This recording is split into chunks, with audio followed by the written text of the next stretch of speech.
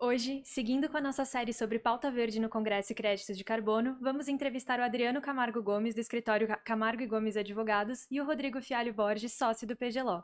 Meu nome é Michele Barum e você está no PG On Air.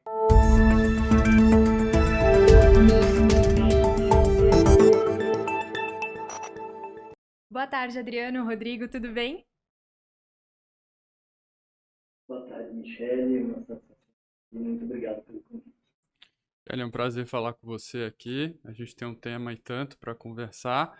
Eu queria também agradecer pessoalmente a presença do Adriano. Obrigado, Adriano. Bom, pessoal, então vamos lá. Já começando com as perguntas, então, o que é um crédito de carbono e como ele pode ser usado para promover o desenvolvimento sustentável? Então, Michele, eu vou tentar dar uma explicação, talvez não tão técnica, mas que ajude a compreender a ideia dos créditos de carbono. É, o crédito de carbono ele surge para tentar compensar a emissão de gases de efeito estufa. O principal deles é justamente a emissão de gás carbônico. Então, como que funciona a lógica do crédito? Um crédito equivale, basicamente, a 1 tonelada de carbono que não é emitido na atmosfera. E aí a grande pergunta é, mas como que a gente evita a emissão de 1 tonelada de crédito de carbono? E isso pode ser feito de diversas formas. Existem diversos meios por meio da qual se evita a emissão de 1 tonelada de crédito de carbono que seria emitida, possibilitando a geração de um crédito de carbono. Talvez uma das mais comuns no contexto brasileiro seja a prevenção do desmatamento. Então, existe uma expectativa de desmatamento em relação a uma determinada área, e é possível, a partir de determinadas medidas, evitar que esse desmatamento se concretize. E com isso, se faz uma conta para tentar entender quantas toneladas de carbono se está evitando lançar na atmosfera.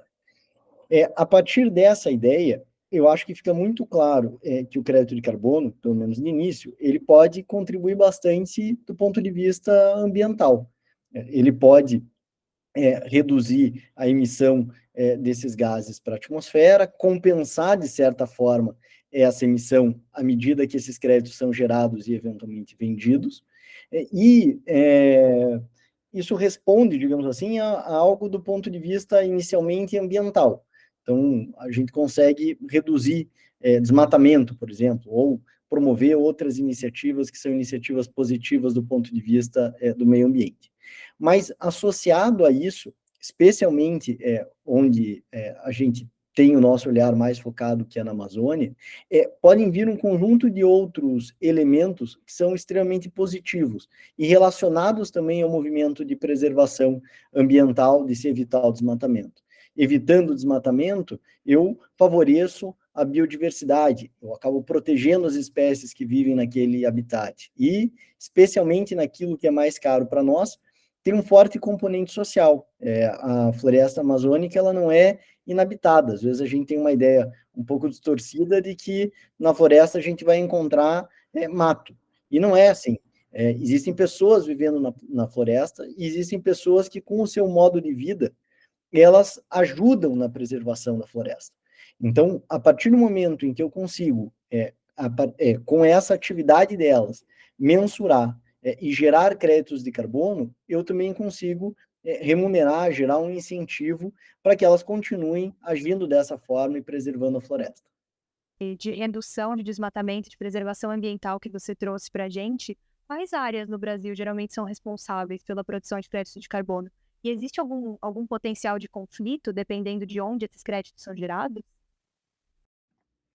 Essa é uma ótima pergunta. Então, partindo daquilo que eu disse sobre a questão anterior, a gente pode imaginar, tanto em relação à prevenção de desmatamento, como em relação a reflorestamento, por exemplo, situações bastante diversas. A gente pode pensar numa área privada, alguém tem uma fazenda, não desmatou aquela fazenda para realizar o plantio, e com isso preservando essa floresta, ele consegue buscar a geração de créditos de carbono.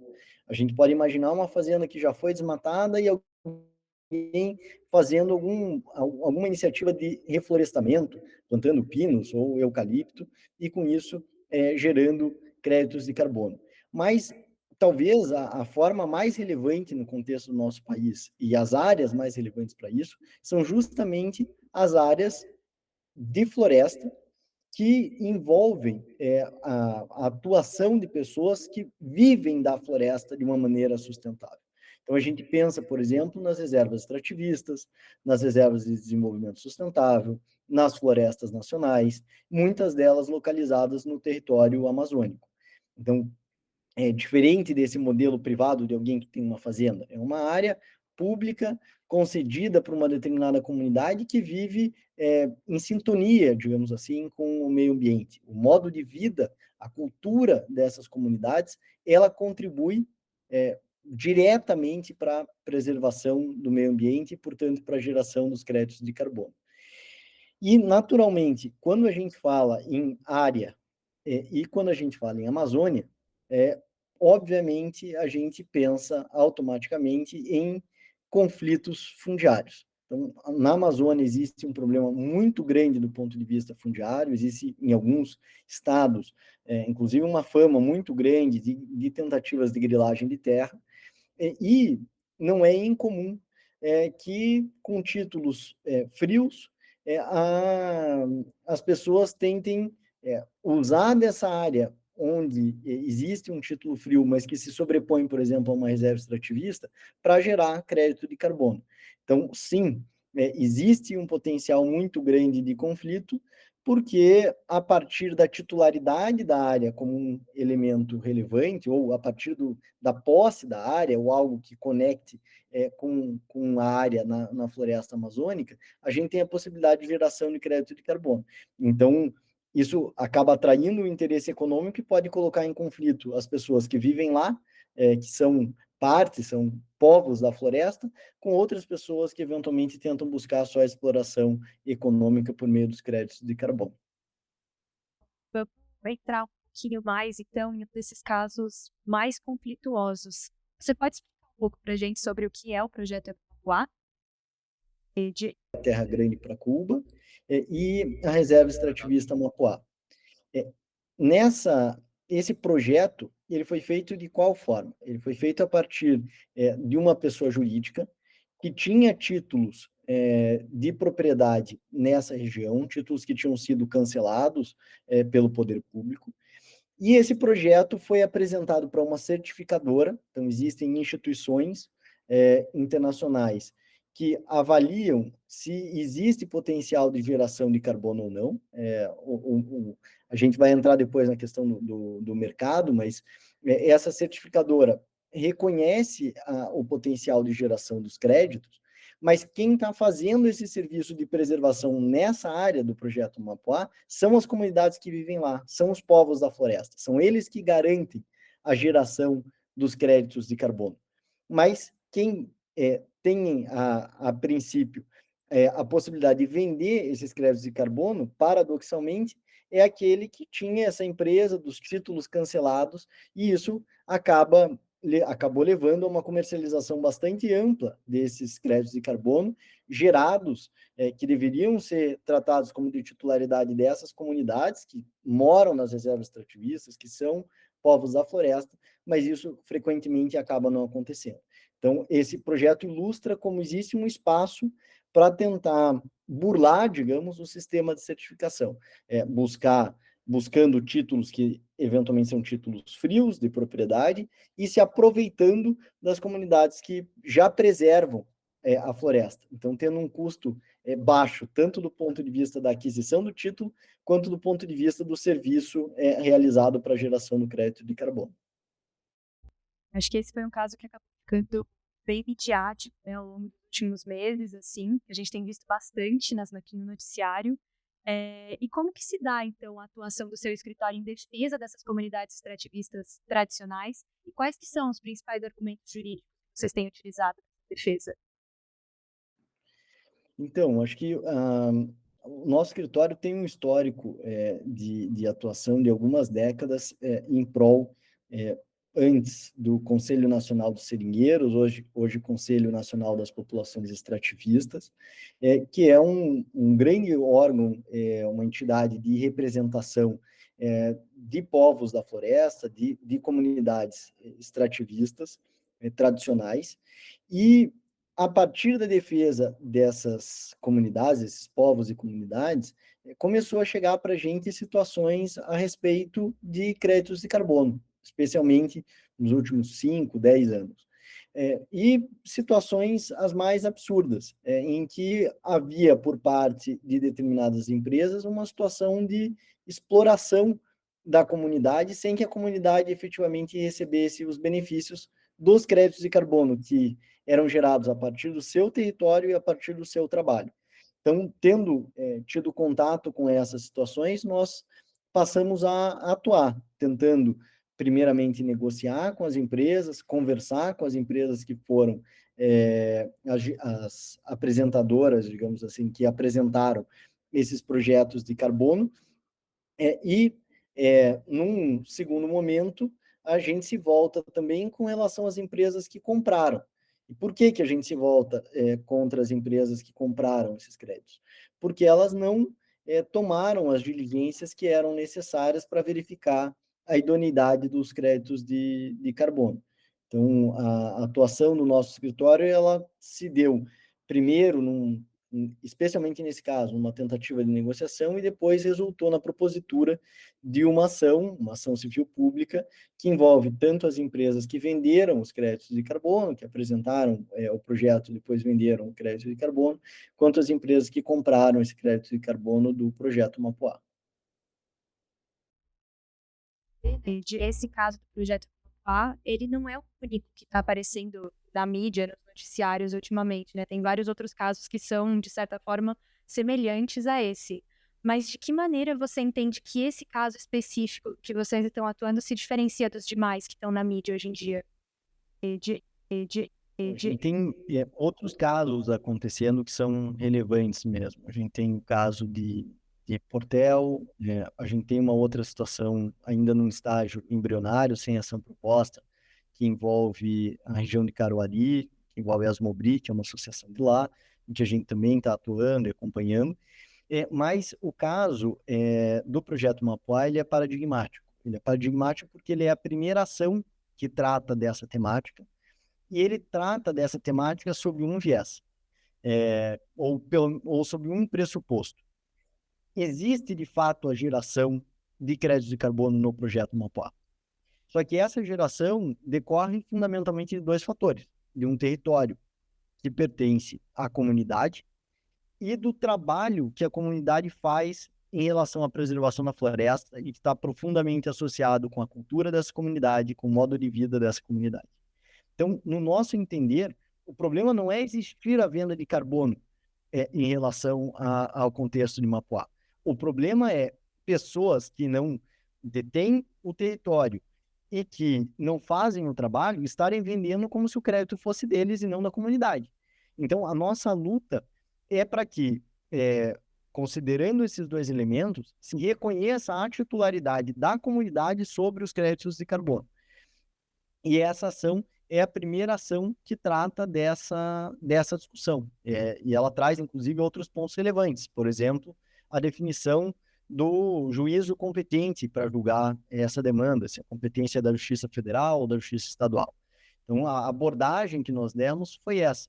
A nossa tentativa não é de reconhecer nulidade do projeto de carbono. A nossa tentativa é de reconhecer que esse crédito de carbono ele é da comunidade tradicional extrativista. Muito obrigada, Adriano. Foi super esclarecedor. Acho que agora, entrando um pouquinho mais nos detalhes do caso, detalhes mais jurídicos, Rodrigo, nesse tipo de situação, como que a gente entende que se define a titularidade sobre os créditos de carbono que são gerados em reservas extrativistas? Perfeito. É uma pergunta complexa, né, Michele, sobre a qual no escritório eu e o Carlos tivemos que nos debruçar nos últimos meses, em virtude de uma consulta do escritório do Adriano, justamente. Então é importante a gente dar esse contexto aqui. Tanto o Carlos como eu, Carlos Portugal Gouveia, sócio do escritório, como eu, a gente tem uma atuação acadêmica relacionada a comunidades extrativistas, relacionada a crédito de carbono relacionada a empresas e direitos humanos. Temos uma agenda de pesquisa nesse sentido. E ambos conhecíamos o Adriano e também o professor Manuel, que junto com o Adriano, o fundador do escritório e também o pai do Adriano. E eles, por saberem dessa nossa atuação acadêmica, nos consultaram sobre essa questão específica. Bom, se temos uma situação em que uma comunidade extrativista tradicional ocupa uma determinada área, e principalmente se essa área é uma área de reserva extrativista, créditos de carbono oriundos dessa área seriam de titularidade de quem? Seria dessa comunidade ou seria de alguém que eventualmente teve um título de propriedade daquela área em algum momento na vida? Então era essa a questão principal.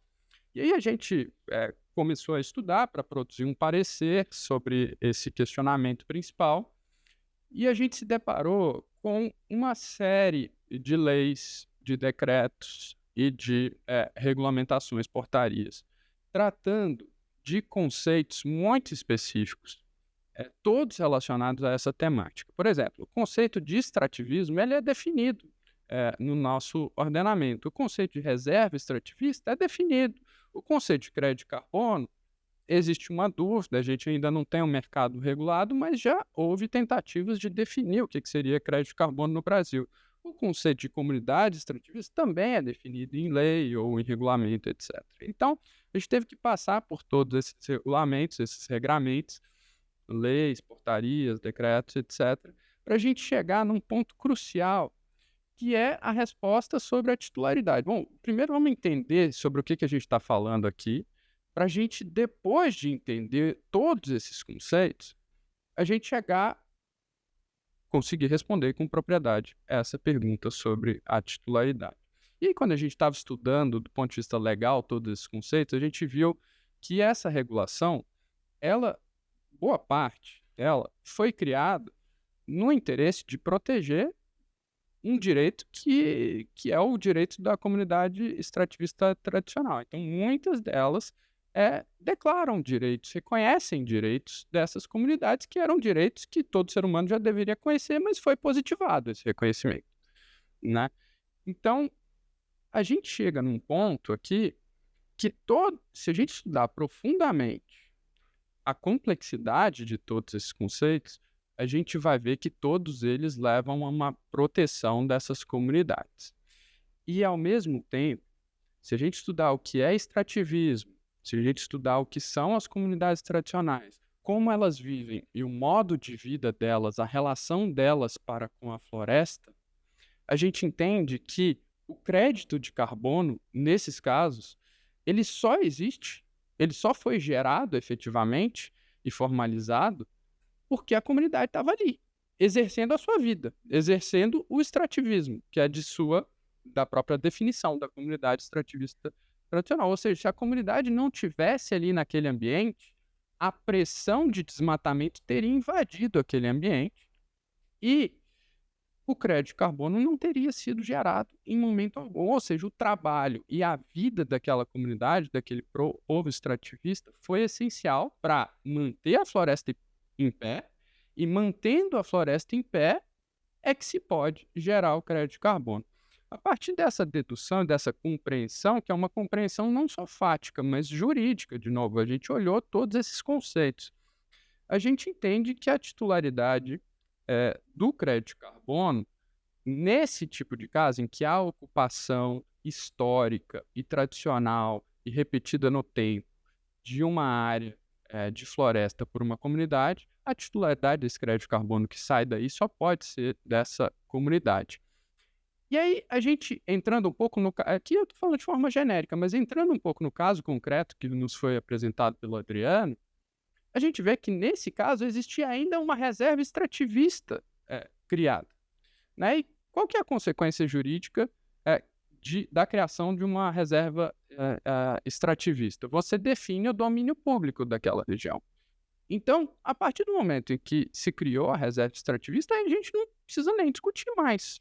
A titularidade não pode ser mais daquele antigo proprietário. Não tem como ser, né? Aí você passa a discutir se vai ser da União ou da comunidade. Mas como o nosso estudo demonstra, o trabalho da comunidade é essencial para a manutenção da floresta em pé. A reserva só foi criada para reconhecer direitos para aquela comunidade que já está ali. Portanto, a conclusão nos parece óbvia, que a titularidade dos créditos de carbono de áreas de reserva extrativista, mas não só, de áreas ocupadas historicamente por comunidades extrativistas tradicionais, é dessas comunidades, e só pode ser delas. Claro, faz todo sentido. E entrando um pouco mais nessa situação de conflito do caso do projeto Ecomapuá, que o Adriano descreveu e que você estava comentando agora também, Rodrigo, caso esses créditos de carbono sejam comercializados por terceiros que não são os titulares deles, então que não são essas comunidades tradicionais que ocupam a reserva ou a região, como que a gente faz para aferir a responsabilidade dessas pessoas que estão envolvidas na venda dos créditos de carbono? Nesse caso, quando você quer verificar a responsabilidade, você tem que se recorrer às normas de responsabilidade civil do nosso Código Civil, né? Então, é preciso verificar a existência de uma conduta ilícita, é preciso verificar a existência do dano, é preciso verificar o nexo causal. Só de contar a história desse caso, alguém foi lá e se usou de uma área que não era de sua propriedade, embora eventualmente essa pessoa tivesse, essa empresa, essa entidade, essa pessoa tivesse um título no passado que não é mais válido sobre essa propriedade, ela no momento da comercialização e da geração, da criação do projeto e da geração dos créditos de carbono, ela não tinha mais a propriedade. Então ela comercializou, ela gerou crédito de carbono e comercializou esses créditos de carbono sem ter a propriedade daquela localização.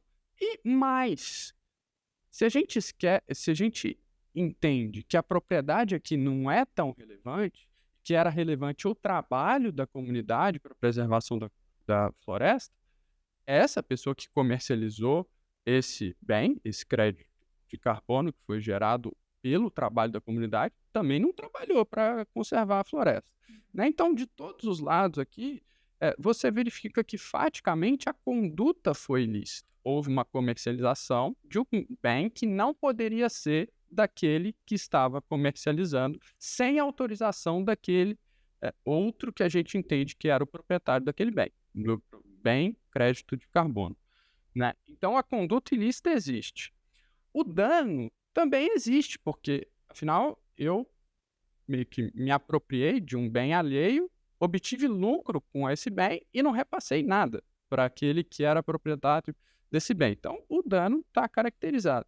E nesse caso especificamente, há um outro dano que quem comercializou se utilizou da imagem daquelas comunidades para comercializar. Falou, olha, esse crédito de carbono é originado em determinadas comunidades, se usou fotos das comunidades da região, etc. Então, há uma violação a direitos da personalidade, direito de imagem, etc. Então, o dano é para além do dano econômico verificado com a venda do crédito de carbono, é um dano também de imagem, é um dano moral, uma ofensa ao patrimônio cultural daquelas comunidades tradicionais, né? Então, o dano também existe. O nexo causal, depois de contar toda a história, fica muito óbvio, né? Eu comercializei o crédito de carbono, em virtude dessa comercialização ilícita, eu gerei um dano. Portanto, se é em virtude da comercialização que o dano ocorreu e não poderia ter ocorrido esse dano sem a comercialização, portanto, há um nexo causal. Então, a gente entende que, nesse caso, haveria, sim, a responsabilidade daqueles que participaram da geração, da criação do projeto, da geração dos créditos de carbono e depois comercializaram. E nesse tipo de caso, a gente deve responsabilizar só os vendedores desses créditos de carbono ou a gente consegue responsabilizar também os adquirentes? Porque a gente tem no mercado de capitais a figura dos gatekeepers, né? A gente conseguiria aproximar as entidades de certificação privada dessa figura dos gatekeepers para tentar eximir os adquirentes de responsabilidade ou não? Essa é uma pergunta, são todas perguntas complexas, né? Então, o Adriano nos apresentou perguntas complexas e a gente estudou muito bem todas elas para conseguir responder. Em relação aos adquirentes, ou seja, aqueles que compram esses créditos de carbono, digamos, fraudulentos, né? Não, os créditos de carbono existem, eles não são fraudulentos. A forma como ele foi emitido, né, sem dar direito para a comunidade, que ela em si acaba fraudando, né, desrespeitando os direitos da comunidade. Mas E os adquirentes, né? Os vendedores está muito claro, e os adquirentes? Quando a gente pensa sobre isso, a gente tem que entender, e eu acho que vocês vão falar sobre isso no próximo episódio aqui do PG On Air, a diferença entre um mercado de crédito de carbono voluntário e um mercado regulado. Não vou entrar na diferença, mas é fato que esse caso específico aconteceu no mercado voluntário de crédito de carbono, porque o Brasil ainda não regulamentou o seu mercado de crédito de carbono. E os adquirentes? Nesse caso, o que acontece no mercado voluntário? Você não tem regulação, é o conceito, né? Portanto, você não tem uma entidade que vai verificar a rigidez daquele crédito de carbono e da forma como ele foi emitido. Além disso, você não tem aqueles que a gente chama de gatekeepers, que é como se fosse... Esse termo é muito usado no mercado de capitais, né? Quem são os gatekeepers numa emissão de debêntures, numa emissão de ações, por exemplo? Em geral, são advogados que eventualmente têm que fazer uma carta, um parecer, uma opinião legal afirmando a integridade daquela emissão, a integridade daquelas empresas que estão envolvidas que estão emitindo aqueles valores imobiliários. Contadores também são tidos como gatekeepers, que fiscalizam, fazem auditoria, né? As auditorias fiscalizam toda aquela emissão, tudo o que acontece com o valor imobiliário, fiscalizam as empresas, as contas das empresas, etc. Empresas de classificação de risco também são entendidas como gatekeepers. Quando você tem um mercado voluntário, você não tem nenhum desses agentes. E a literatura não identifica as certificadoras de crédito de carbono no mercado voluntário como gatekeepers. E elas, de fato, pela literatura que define gatekeepers, não são, então. Né? Então, nesse mercado, você não tem reguladores e você não tem gatekeepers. Qual o resultado disso? Quem vai comprar alguma coisa nesse mercado precisa correr atrás da informação, porque você não tem o gatekeeper te dando informação, uma agência classificadora de crédito de carbono, por exemplo, te dando informação sobre se aquele crédito é A+, ou é B, ou é C, por exemplo, como acontece no mercado de capitais. Você não tem um regulador falando, não, essa emissão aconteceu tudo direitinho, de acordo com a regulação brasileira. Você não tem isso. Então, quando você não tem essa regulação, você vai adquirir crédito de carbono e se utilizar dessa aquisição, isso é importante, se utilizar dessa aquisição para alavancar a sua imagem. Você vai comprar crédito de carbono para quê? Para falar que você é carbono neutro. Para você falar que você é net zero, né? Que você não é, você compensa todas as emissões de carbono que a sua empresa faz. Então, você vai fazer essa aquisição, você está no mercado desregulado, você está no mercado voluntário, você tem que pesquisar a história desse crédito de carbono. E aí, se houvesse essa pesquisa nesse caso concreto, a primeira coisa que se identificaria era que esse crédito de carbono está sendo gerado a partir de uma área de reserva extrativista. E aí já começa a ficar meio estranho. Bom, se é de uma reserva extrativista, provavelmente é essa comunidade que vai receber o dinheiro desse crédito de carbono, né? Não, não é. É um outro terceiro qualquer. Então fica estranho, né? Era só olhar assim, a frase seguinte, né? A imagem seguinte. É uma reserva extrativista. Tem uma comunidade lá, portanto. Então eu vou pagar para essa comunidade? Não, vou pagar para um terceiro aqui. Poxa, como assim? Então,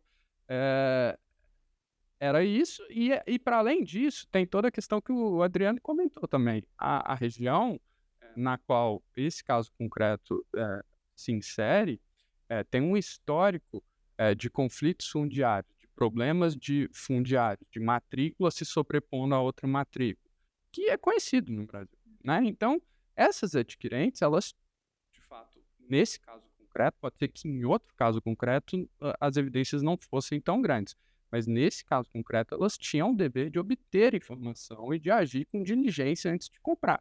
É muito...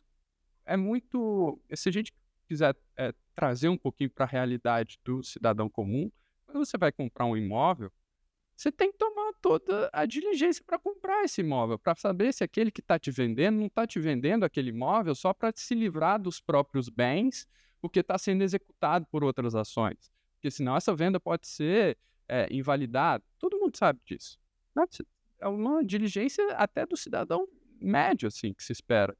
né? Mas no caso aqui, eram empresas que queriam se utilizar dessa compra de crédito de carbono para alavancar a sua imagem. Então, são empresas, corporações, que têm equipe para fazer isso e simplesmente não olharam o fato de que era uma reserva extrativista numa região ocupada, portanto, por uma comunidade extrativista e numa região que, historicamente, tem problemas fundiários. Não se olhou para isso, né? Foi lá adquirir pronto e começou a fazer propaganda para melhorar a sua imagem com base na neutralização das suas emissões. Então, de fato, nesse caso concreto, nos pareceu, analisando toda a documentação, nos pareceu que haveria, sim, a responsabilidade das adquirentes também. Acho que com isso a gente já conseguiu entrar bastante nos detalhes do caso. Acho que com isso a gente consegue entender muito mais sobre a história, sobre o histórico dos créditos de carbono e como eles podem ser aplicados no Brasil também. Acho que a gente pode ficar por aqui por hoje. Queria agradecer, então, ao Adriano e ao Rodrigo por terem participado com a gente desse episódio do PG On Air. E semana que vem tem mais. Queria agradecer muito, Michele, aproveitar para agradecer de novo, Adriano, não só pela participação aqui no podcast, mas também por nos ter provocado sobre todas essas questões. A gente adora temas desafiadores. De fato, a gente fez um aprofundamento muito grande do ponto de vista jurídico nesse caso. Isso contribuiu para nós, como pessoas, podermos aprender com a temática e também, do ponto de vista acadêmico, a gente saiu maior depois disso. Então, obrigado pela oportunidade e pelo desafio, Adriano. Eu que agradeço vocês pelo convite, é sempre uma satisfação falar sobre esse tema e também pelo aprendizado, sempre muito bom te ouvir, Rodrigo, com profundidade. Acho que quem domina o tema com essa profundidade são poucos, então muito bom te ouvir também. Muito obrigado pelo convite. Obrigada por acompanharem mais esse episódio do PG On Air. Não deixem de nos seguir no Instagram, no Facebook, no LinkedIn e de nos acompanhar nas principais plataformas de áudio. Ficamos por aqui essa semana e nos vemos na semana que vem. Até a próxima!